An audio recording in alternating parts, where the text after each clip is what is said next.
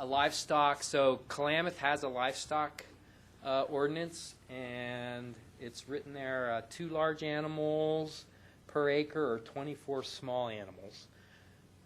And Deschutes County has no livestock ordinance. So we think that that would be a good idea. And also some education on what to do with the waste and the dead animal when you have a dead animal. Yeah. John, are you recommending that we mirror the Klamath ordinance? That was the thought. Okay. Yeah, that was the thought. The local rule really excluded commercial sites, RV sites. RV sites, and so we thought that, you know, they need to be under the same rules as the rest of the area, and that some of the areas like golf courses and nurseries may need to have some kind of monitoring done. The community education. So we are anxious to disband as a committee. It's been fun learning all this stuff about groundwater and human waste. Like fun. But it's really about education. We've gotten educated, and I don't know that I'd submit everyone through the same thing that we went through, but we need to have some kind of a group down there in the area that helps to educate people about what you don't put on the ground and what you don't put in your toilet and those kinds of things, because people need to be aware. And so there needs to be something that continues to do the outreach. When the recommendations are done, we still need somebody to educate people. And then green solutions. So this one's definitely under construction.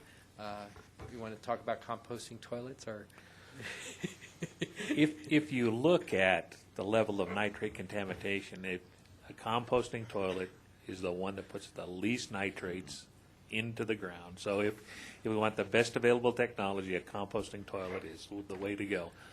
I only foresee maybe 1% of the people down there even considering composting toilets. So I don't think it'll be a big thing. But since the gray water rules and regulations just passed 2 Aprils ago now, in conjunction with a gray water system, composting toilets would be a solution for some of the problems that we have down there. How expensive are they?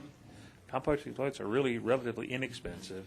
So it's something that they use in Scandinavia almost exclusively in most areas, and they actually use urine diversion for fertilizing farms. So they inject it into the ground. They don't spray it on it. But composting toilets are from $1,200 to $6,000. So it's something that could be used. They're using it at the New York Zoo. There's a building in Toronto, an office building that serves 3,000 people, and it's all composting toilets. So it's something that I think will probably become more and more used. And like John was mentioning, Bill Gates has got, $2 million out there as a reward for somebody who comes up with a good composting toilet that doesn't use water. Right. And so the technology in the green area is going to expand, and so we'd want to be able to take advantage of that 10 years from now or 30 years, so that we're using the best stuff. Okay. And then the last one is the effects on the outside of the area, and basically it's zero. The chance that our groundwater would get to Bend or even Sun River is infinitesimally small. I mean, you can't say absolutely no way, but pretty close to no way. Basically no way. And again, nitrates, I guess, is what we were addressing here. Nitrates would never affect Bend's water, but that's the bat that was being swung when the local rule was out there. Right. And I can't tell you how many emails I had to Dave Canner and Tom Anderson saying, look, you have no proof, and there is no way that Bend's drinking water is going to be contaminated by nitrates. But whether it's the paper or whoever, that was something that was portrayed and was untrue and unfair to the people in the South County. Klamath County has the same problems you have in Deschutes County. However, in the city of Crescent, if you go along Main Street, we don't have a nitrate problem. We got fecal contamination problem. but we have deep wells. The drinking water is provided by the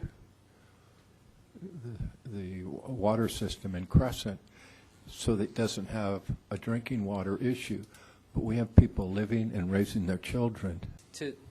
This seems to sum up the long-term solution, which are those three things: the Goal 11 exception, the monitoring, and some kind of governance entity. And we need a long-term solution because this is a long-term problem, and the ATT solution is a short-term solution that isn't really a solution.